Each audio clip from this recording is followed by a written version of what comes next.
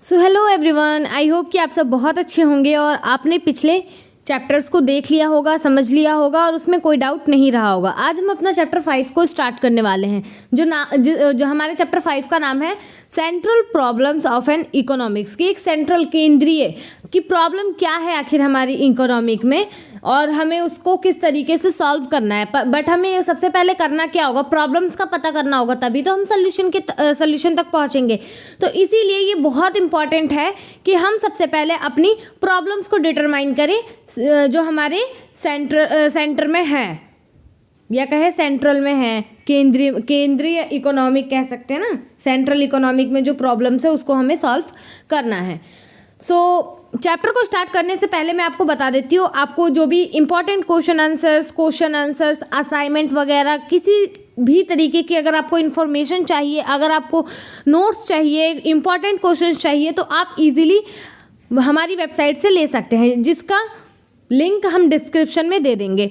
ठीक है, तो आप इजीली डिस्क्रिप्शन से जा करके वेबसाइट में जाके अपनी जो भी आपको चाहिए लाइक इंपॉर्टेंट क्वेश्चन आंसर्स चाहिए होंगे या फिर क्वेश्चन आंसर्स चाहिए होंगे, जो भी आपको चाहिए आप वहाँ से ले सकते हैं। और वेबसाइट का नाम है www.theglobalinformation.com। ठीक है, अगर आप ऐसे सर्च करेंगे तो वो भी आ जाएगा और आप वहाँ से ईजिली ले लेंगे, आपको कोई दिक्कत परेशानी प्रॉब्लम नहीं होगी। तो चलिए अब हम अपने चैप्टर 5 को स्टार्ट करते हैं बिना ज़्यादा लेट करे हुए और चैप्टर को अब हम रीड करते हैं, स्टार्ट करते हैं। एज यू आर अवेयर, जैसे कि आप जानते हैं, we have multiple wants but only limited resources to fulfil them. हमारे पास रिसोर्सेज बहुत कम है बट हमारी वांट्स अनलिमिटेड है। We need different goods and services to satisfy different wants but due to scarcity of resources के कम होने की वजह से we can not produce all the different types of goods and services for everybody in the economic at the same time. हम एक ही time पे हम एक ही चीज़ को, और लोगों की वांट्स क्या है, तरह तरह की है, लाइक डिफरेंट है, तो हम हर एक चीज़ को अवेलेबल नहीं कर सकते एक टाइम पे। ऑल्सो ड्यू टू स्कैरिसिटी, क्योंकि रिसोर्सेज भी कम है, ये भी वन ऑफ द रीज़न है।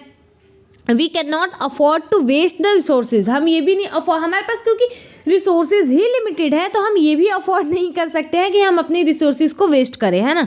सो every economic must find solution to these problems. तो हमारे पास कुछ प्रॉब्लम्स है जो हमारी central economic problem we can say. तो सबसे पहले हम प्रॉब्लम्स के बारे में जानेंगे, देन उसके सोल्यूशन को देखेंगे कि हम उसके बारे में कर क्या सकते हैं। हम देखते हैं कि हमारे ऑब्जेक्टिव्स क्या हैं इस चैप्टर को पढ़ने के लिए। After completing this lesson you will be able to understand about the need to make a choice, कि आपकी क्या ज़रूरत है एक चॉइस मेक करने की, है ना। इसके बारे में हम इस चैप्टर के बाद समझ पाएंगे। Know that scarce resources have alternative uses, मतलब एक रिसोर्सेज के बहुत अल्टरनेट यूज भी हो सकते हैं। B familiar with central problems of an economic, आपको प्रॉब्लम के साथ ऐसा नहीं कि बहुत ज़्यादा उसके बारे में सोचना है, उसके साथ आप फैमिलियर होइए, उसको सॉल्व करने की कोशिश कीजिए, सब कुछ अच्छा होगा।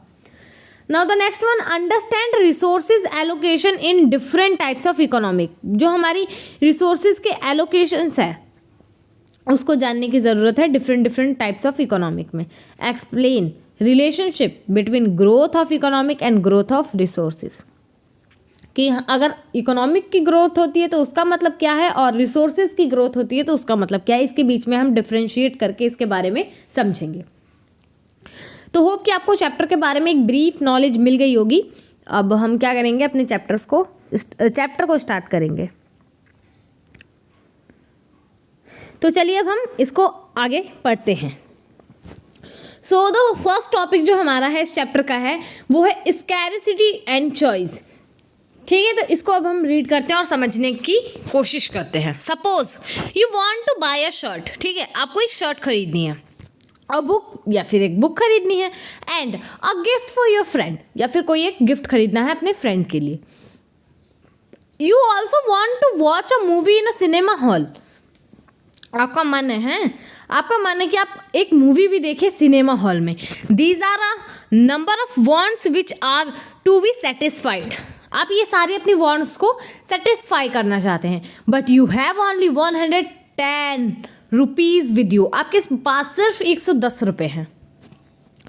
Shopping supposing a shirt is available at 150, shirt ही 150 की है, a book is worth ₹95 and a gift cost ₹90 and a movie ticket can be purchased ₹100. So together all of them will cost you 435 rupees, which you do not have obviously because you have 110 rupees. So you cannot purchase all the things since you have limited money or resources with you. What will you do with rupees 110? You cannot buy a shirt as its price is more than the money you have, है ना. आप shirt तो खरीद ही नहीं सकते क्योंकि shirt 150 की है, बट आपके पास पैसे ही 110 रुपये, तो आप शर्ट तो ले ही नहीं सकते, तो उसको तो आप अपने चॉइस से हटा दीजिए. But you can think of buying either a book और अ गिफ्ट और अ मूवी टिकट, क्योंकि ये सब आपके अंडर द बजट है, वीकेंड से, है ना. तो आप अब ये क्या होता है, शर्ट तो आपके ऑप्शन से ही निकल गया, बट अभी क्या है, आपके पास 3 चॉइस है. अब उन तीनों में से आपको एक पिक करना होगा. Here you have to make a choice, here you have to make a choice. या तो आप टिकट खरीद ले, या तो गिफ्ट खरीद ले, या तो फिर आप क्या था, बुक खरीद ले. ठीक है, आप बुक खरीद ले. So which one of these things you want to buy. Let some people will think कि आई शुड, जिसकी ज़्यादा नीड होगी आई थिंक वो चीज़ खरीदेगा. जिसके लिए बुक ज़रूरी है वो बुक खरीदेगा, जिसके लिए गिफ्ट ज़रूरी है वो गिफ्ट खरीदेगा, जिसके लिए सिनेमा में मूवी देखना इंपॉर्टेंट है वो मूवी देखने के लिए टिकट खरीदेगा, है ना. Why does the problem of choice arises. Problem of choice क्यों अराइज हुई. If you had a magic wand or a magic lamp, you could have had everything to satisfy your wants and the problem of making a choice would not arise, है ना. अगर आपके पास magic सा कुछ होता तो आप सब कुछ मैजिक से ले लेते, है ना, आपको सोचना थोड़ी पड़ता. बट यहाँ पे क्या है, आपके पास लिमिटेड रिसोर्सेज है जो कि है 110 रुपये. The problem of making a choice would not arise, है ना. तो हमारी चॉइस वाला प्रॉब्लम नहीं अराइज होता. This is an ideal situation which can never happen, है ना. ऐसा तो हो नहीं सकता कभी भी. You have only ₹110 and not ₹435, which implies that the resources, money in this case, with you are limited or scarce. Since you can buy only one item with your scarce resources, you face the problem of deciding exactly what good is to be bought to satisfy your want, while making a choice as to which one to buy. Notice another important thing, that is resources can be put into alternative uses. How? Even if you cannot buy all of them, you can buy a book or a gift or a movie ticket. So resources can be put to alternate uses. Similarly, the economic also has a decide what goods and services are to be produced and how resources are to be used. Thus, the issue of choice arises because the resources are scarce, or we can say limited. These resources can be put to many alternative uses, है ना. तो इसीलिए हमें सोचने की ज़रूरत पड़ती है, हमें चॉइस करनी पड़ती है, क्योंकि हमारे पास रिसोर्सेज ही लिमिटेड है ना. क्वेश्चंस जैसा एज यूजुअल हम लास्ट में करेंगे. आगे बढ़ते हैं अपने दूसरे टॉपिक की तरफ, जो हमारे चैप्टर का सार वीकेंड से, है ना, इम्पॉर्टेंट थिंग है. तो उसको अब हम पढ़ते हैं. Central problem of an economic की इकोनॉमिक की सेंट्रल प्रॉब्लम्स क्या क्या है. तो चलिए, वो समय आ गया जब आपको ये जानने का मौका मिलेगा और फिर आप मे भी आगे चल के कुछ कर सकें, है ना. वी में enlist 3 major problems facing an economic. These are problem of allocation of resources, second one is problem of utilization of resources, and the third one is problem of growth of resources. Let us discuss these issues one by one, है ना. अब एक एक करके सबको हम देखते हैं. पहला है allocations of resources. An economic also confront these fundamental economics problems. What goods and services sell, produce and in what quantities. मतलब कितना प्रोड्यूस करना है और क्या प्रोड्यूस करना है. ऐसा थोड़ी है अब गेहूँ आपको चाहिए, अपने घर में 10 किलो चाहिए अब, बट ऐसा थोड़ी आप 100 किलो मंगा करके रख लोगे, नहीं ना. और अगर आपको चाहिए ही गेहूँ और आप चावल खरीद के ले आए ठीक है, तो आपके घर में वो चीज़ नहीं है ना, तो जो क्या ज़रूरी है, क्या प्रोड्यूस करना चाहिए और कितनी मात्रा में प्रोड्यूस करना चाहिए, this is the one of the biggest problem we can say. So ये एक सबसे बड़ी प्रॉब्लम है। दूसरा है how shell good and services B produce, कि हम गुड्स और सर्विसेज को कैसे प्रोड्यूस कर सकते हैं। And the third one is for whom goods and services are to be produce, किसके लिए प्रोड्यूस करें गुड्स और सर्विसेज को। तो इसके बारे ये है हमारी कुछ एलोकेशंस ऑफ रिसोर्सेज के प्रॉब्लम। आगे पढ़ते हैं, what goods and services shall be produce and in what quantity, what quantities. Every society may face similar problem of choice, however the priorities may be different. In less developed economic, the choice may be between production of food crops and manufacture of bicycles. In advanced economic, the choice may be between building more shopping malls or producing more cars. ठीक है। How shall goods and services be produced? It is related to the method by which these are to be produced. Once the goods to be produced are decided, there is a problem of how to produce them. ठीक है, यहाँ पे एक problem है कि इसको produce कैसे करें। What tools are needed? क्या क्या चाहिए? How much land and how many workers are needed?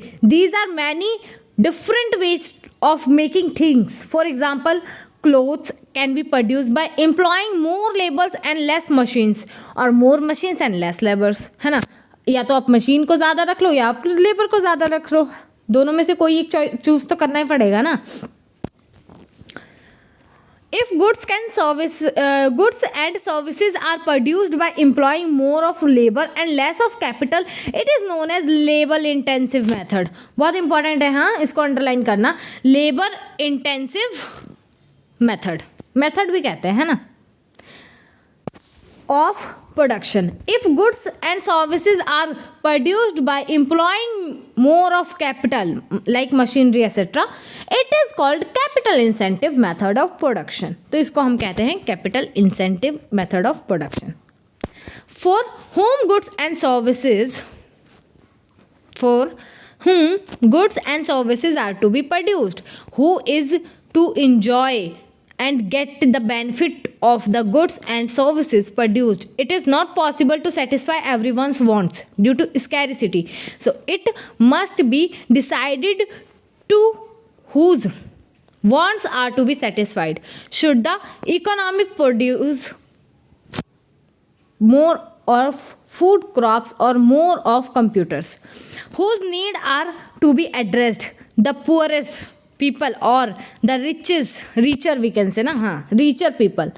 Should everybody get equal share of the total goods and services produced, even if some people may need more than others? All these decisions refers to the distribution of income and wealth in the society. इसके बारे में भी हम आगे पढ़ेंगे कि distribution of income क्या होता है ना। सो आज के लिए इतना ही रखते हैं। होप कि आपको सारे पॉइंट अच्छी तरीके से क्लियर होंगे और आपको एक बार खुद से भी रीड ज़रूर करना है। और स्टिल आपको अगर कोई डाउट रह जाता है तो आप कमेंट सेक्शन में ज़रूर पूछना। आज के लिए इतना ही रखते हैं। Bye bye, take care.